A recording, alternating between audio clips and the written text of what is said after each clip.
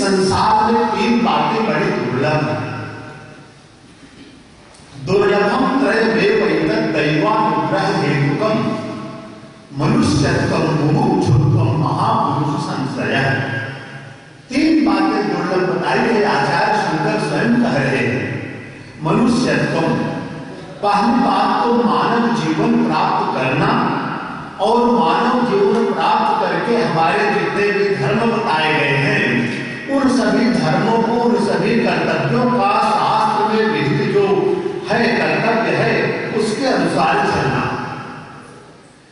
तीसरी बात तो बाद में लेंगे कि मुमुक्षुत्वम, उसके पहले है महापुरुष दर्शनम, महापुरुषों का साक्षात्कार। आज के जो महापुरुष हैं इस रूप में, वस्तुतः देव जो होते हैं वह महापुरुष रूप में ही आकर के हमारे सामने स्वयं दर्शन दे जाते हैं। अभी आपने देखा हमारे तपोनिष्ठ आचार्य रामसार जी महाराज, बहुत पुराना इनका सानिध्य हमें मिला है। बहुत पहले से भारत संस्कृत परिषद की स्थापना की थी, आप अध्यक्ष थे, मैं उसका सचिव था। बहुत दिन से इनका मार्गदर्शन हमको प्राप्त होता रहा है। इस दृष्टि से अभी भी बैठे थे तो कहे कि अभी आप रुकेंगे क्या? हम कहे मैं परसों जाऊंगा। कहीं कल आप पधारिएगा। ये अनुग्रह जो है, ये कृपा जो है, ये इसी रूप में होती है। इसीलिए महापुरुषों का दर्शन जो है हमारे अतीत, अनागत और वर्तमान तीनों ही प्रकार की, तीनों ही काल में आने वाले जो हमारे कुछ पाप होते हैं उन सभी पापों को विनष्ट करता हुआ धीरे धीरे हमारा मार्ग जो है वो सुगम करता है। तीसरी बात, जब इनका मार्गदर्शन हमें प्राप्त हो जाता है तो मोक्षत्वम, मोक्ष को प्राप्त करने की इच्छा जो है हमें बलवती होती है। धीरे धीरे एक एक सोपान पार करके हम उस परम ब्रह्म परमेश्वर से अपना सानिध्य जोड़ने का पूरा प्रयास करते हैं। इसलिए तपस्वी लोग तो ये हैं जिनकी जो विभूति रूप में यहाँ पर हमें दिखाई पड़ रहे हैं। रही बात गीता धाम की वही में जो है महाराज श्री का साक्षात दर्शन हो रहा है इस रूप में, वहां भी हम कई बार गए हैं। और प्रोफेसर दयानंद भार्गव जी के और सबके उनके सानिध्य में हम लोग वहां गए थे। बड़े प्रोग्राम वहां होते रहते हैं, कार्यक्रम होते रहते हैं। श्रद्धेय गुमानी राम जी व्यास और गुरु शिवदत्त जी महाराज, ये इन सबकी अहेतुकी कृपा। कई लोग तो कृपा इस दृष्टि से करते हैं, कोई हेतु होता है, कोई कारण होता है। लेकिन ऐसे महापुरुष जो होते हैं वो किसी तरह के कारण को नहीं, ये सब हमारी संतान है। अमृतस्य पुत्राः, हम सभी उस अमृत तत्व के संतान हैं। इस बात को ध्यान रख करके वो हम पर अहेतुकी कृपा करते रहते हैं। उसी कृपा को इस रूप में व्यवस्थित करने की दृष्टि से आदरणीय डॉक्टर साहब, जिनका भी सानिध्य बहुत दिन से हमें मिल रहा है, वहां एक मंदिर है बॉम्बे मोटर्स के पास, उस मंदिर में बैठ करके कुछ न कुछ हम लोग आपस में संवाद करते रहते हैं। कुछ जिज्ञासाएं होती हैं, उन जिज्ञासाओं का उन्हीं जो अभी कुछ आपने पढ़ा सुना बताया, उन्हीं के माध्यम से कुछ न कुछ हमारी आत्माएं जो है पवित्र होती रहती हैं। तो बड़ा पुण्यप्रद अवसर है ये बंधुओं। महाराज श्री ने भक्ति मार्ग, भक्ति योग, इसको ध्यान रख करके बहुत थोड़े शब्दों में, जिसको हम कहें सूत्र रूप में उन्होंने प्रतिपादन कर दिया, क्योंकि समझ उनके पास बहुत न्यून था, कम था। शास्त्र तो बार बार कहते हैं कि वस्तुतः भक्ति मार्ग का मतलब, भक्ति का मतलब क्या होता है, थोड़ा सा लेते हुए तब हम आगे बढ़ रहे हैं। भक्ति का मतलब होता है भाग, भाग माने हिस्सा। हम उसके हिस्सा बन जाए, यही हमारी भक्ति है। किसके हिस्सा बन जाए? उस परब्रह्म परमात्मा के हिस्से बन जाए, किसी न किसी रूप में उसके सानिध्य को प्राप्त करते हुए उसके पास में पहुंच जाए हम, यह वस्तुतः भक्ति है। शास्त्र तो कहते हैं भक्त्या पुष्यति माधवो नहीं पुनई, भक्ति प्रियो माधव। यह जो भगवान श्री कृष्ण है, प्रभु है, ब्रह्म है, ये किससे प्रसन्न होते हैं? कहते हैं भक्ति से ही प्रसन्न होते हैं।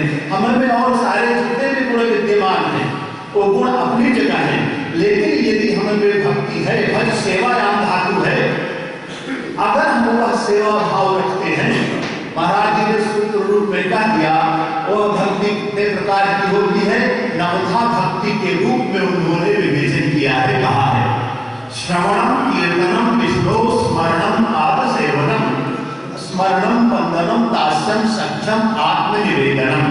ये एक सीढ़ी बताई गई है, एक सोपान बताया गया है। इस सोपान से चलते हुए ही हम अंततः उस परम पद को प्राप्त करते हैं, उसके सानिध्य को प्राप्त करते हैं। एक को तो नहीं लेकर के अंत में सीधे मैं चल रहा हूं आत्मनिवेदनम। इन सबको करते करते हमारा स्वरूप इस तरह से व्यवस्थित हो जाता है कि हम आत्मनिवेदन का मतलब, जिसको हम प्रपत्ति कहते हैं, जिसको हम शरणागति कहते हैं, उस शरणागति को प्राप्त होने के बाद हम बन जाते हैं। प्रभु के सानिध्य को प्राप्त करने के हम हर तरह से पात्र बन जाते हैं, क्योंकि पात्रता बहुत आवश्यक होती है। जब तक हमने किसी विषय के प्रति हमारी पात्रता नहीं होगी, किसी तत्व के प्रति हमारी पात्रता नहीं होगी, तब तक वह तत्व हम किसी रूप में ग्रहण कर ले आ भी जाए, हमें वो फलीभूत नहीं हो पाएगा। क्योंकि शास्त्र कहते हैं, वैदिक मंत्र है, उतत्वः पश्यन् न तदर्शवाचम् उतत्वः शृण्वन् न श्रोते नाम उतो तस्मै तन्मं विसत्रे। उसको हम देखते हुए भी नहीं देख पाते हैं। अब यहाँ इसमें कितने अच्छे अच्छे व्यक्ति विराजमान है, बैठे हुए हैं। सामान्य रूप से तो हम जैसे मनुष्य ही है, लेकिन उनमें ज्ञान का जो उद्रेक है, लेकिन अपने को शांत भाव में रखे हुए विराजमान रहते हैं। इसीलिए कहा उतत्वः पश्यन् न तदर्शवाचम् उतत्वः शृण्वन् न श्रोते नाम। उस परम तत्व को देखता हुआ भी नहीं देख पाता है व्यक्ति, उस परम तत्व को सुनता हुआ भी नहीं सुन पाता है। क्यों? क्योंकि उसमें वो पात्रता नहीं होती है। उतो तस्मै तन्मं विसस्रे। जैसे उसमें वह पात्रता धीरे धीरे धीरे धीरे आ जाती है, वह परब्रह्म जो है वह अपने स्वरूप को हमारे सामने अनावृत कर देता है, अपने स्वरूप को खोल देता है। ये कब होता है? जब हमें पात्रता आ जाती है। हमारा जो समुदाय है उस पात्रता को ग्रहण करने के लिए ही यहाँ पर विराजमान है। श्रीमद् भगवद गीता, श्रीमद् भगवद गीता जिसके महात्म्य में यदि आप देखें तो दो चार बड़े अच्छे अच्छे वाक्य दिए गए हैं। गीता सुगीता कर्तव्या किमन्यैः शास्त्र विस्तरैः या स्वयं पद्मनाभस्य मुख पद्माद विनिधृता। कहते हैं गीता सुगीता कर्तव्या, ऐसे ही नहीं सुपसर्ग लगा दिया है। इन उपसर्गों में वो शक्ति होती है कि अर्थ को खींच लाता है, एक विशेष अर्थ का प्रकटीकरण कर देता है। इसलिए कहते हैं सुगीता कर्तव्या, अच्छी तरह से उसका पठन पाठन श्रवण मनन निधिध्यासन करना चाहिए। तो जाकर के क्या हो जाएगा उसको पढ़ने से कि मन यही शास्त्र विस्तर है, अन्य किसी शास्त्र को पढ़ने की आवश्यकता हमको नहीं पड़ेगी। कहते तो नहीं पड़ेगी, शास्त्र तो और भी है, और भी अच्छी अच्छी बातें बताई गई है। कहते क्योंकि वह जो ग्रंथ है, वह जो शास्त्र है, या स्वयं पद्मनाभस्य मुख पद्माद्रिता, भगवान श्री कृष्ण के मुखार बिंद से निकला हुआ वह सब वचन है ना। इसलिए उस वचन को ध्यान में रखना आवश्यक है। अब एक बात ये होती है, आप कहेंगे कि वस्तुतः यह श्रीमद् भगवद गीता, इसमें देखिए आप तीन शब्द हम मुख्य रूप से ले रहे हैं। इसको लेने के बाद हम उस अक्षर ब्रह्म पर आ रहे हैं। ये श्रीमद् माने भगवान शब्द है और गीता शब्द है और उपनिषद शब्द है। हमारे मन में जिज्ञासा होती वस्तुतः श्रीमद् भगवद गीता ये नामकरण क्यों किया गया? तो भगवद गीता में जो भगवत शब्द है, जिससे भगवान शब्द बना हुआ है, और भगवान शब्द में भी अथवा भगवत शब्द में भी एक शब्द है भग। भग में भी पहले एक है भग। भग का मतलब क्या होता है? भग माने ज्योति, दिभम गमयति असौ सब। उस ज्योति को प्रकाश को जो प्रकाशित करता है, उसको जो सामने लाता है, उसको हम भग कहते हैं। ज्योति का मतलब क्या होता है? जैसे ये सूर्य है, चंद्र है, सितारे हैं, ये सब ज्योति के रूप में दिखाई पड़ते हैं, प्रकाशक होते हैं, तत्वों का प्रकाशन करते हैं।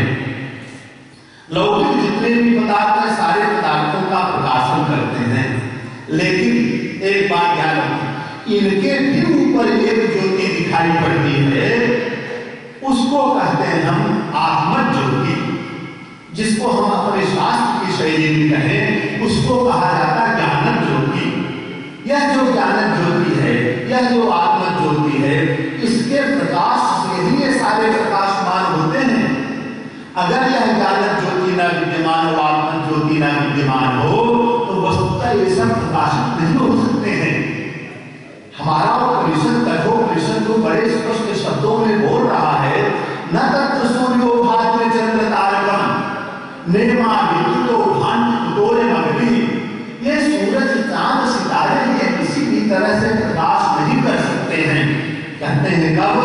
कहते हैं तस्य भाषा सर्वमिदं विभाति।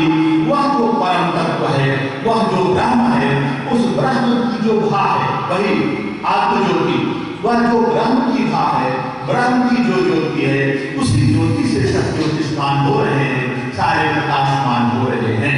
इसीलिए उस ज्योति तक पहुंचना हमारा ध्येय बनता है, हमारा कर्तव्य बनता है। क्योंकि हम मनुष्य हैं। जितनी भी योनियां बनाई गई हैं, इन सब में सबसे श्रेष्ठ योनि है मनुष्य योनि। वेद व्यास बड़े स्पष्ट शब्दों में लिख रहे हैं, न मानुषात् श्रेष्ठ तरम ही किंचित्। मानव जीवन से श्रेष्ठ अन्य कोई जीवन है ही नहीं। और मनुष्य का मतलब होता है मननात् मनुष्य, जो मननशील होता है, जो विवेकशील होता है, उचित और अनुचित का अच्छी तरह से विचार करके किसी कार्य में प्रवृत्त होता है, उसको हम फिर मनुष्य की संज्ञा देते हैं इस रूप में। वेद व्यास, आचार्य शंकर, ये तो बहुत बड़े बड़े अच्छे अच्छे श्लोकों में इसका विवेचन किया है। वेद व्यास को श्रीमद् भागवत में ही कहते हैं, सृष्टा पुराण विधान जैसे आप सत्या वृक्षान सरीसृप पशून खगदं समस्यामि तैस्तैरतुष्ट हृदयो मंजम विधाय ब्रह्मावलोकधिष्णं तुमावदेव। ब्रह्मा जी ने सारी योनियों की रचना कर दी, लेकिन उन सबसे संतुष्ट नहीं हुए, तो तैस्तैरतुष्ट हृदय, ना तुष्ट हृदय, अप्रसन्न हृदय वाले होते हुए मंजम विधाय, उन्होंने मानव योनि की रचना की। आचार्य शंकर भी इसी बात को अपने रूप में कह रहे हैं, जंतु नाम नर जन्म दुर्लभ मतो पुस्तम ततो विप्रता तत्र वैदिक धर्म मार्ग कर्ता विद्वत्तमस्मात् परम आत्मा नात्म विवेचनम स्वानुभवो ब्रह्मात्मना संस्थिति मुक्तिर्नो सत्कोटि जन्म स्मृतैः पुण्यैः विना लभ्यते। ये आचार्य शंकर कह रहे हैं, मानव जीवन प्राप्त करना, उसमें यह जो विप्रतन है, ब्राह्मण तन है, इस तन को प्राप्त करके फिर आगे धीरे धीरे एक एक सोपान उठाएंगे, तब चल करके ये सारे हमारे इकट्ठे होते हैं, तो जाकर के मोक्ष का मार्ग प्रशस्त होता है, नहीं तो नहीं प्रशस्त होता है। इसलिए वह भाग जो है वो हमें होनी जरूरी है। उसमें 6 प्रकार के बताए गए हैं मुख्य रूप से, ऐश्वर्यस्य, समग्रस्य, धर्मस्य, यशसः, श्रियः, ज्ञान वैराग्य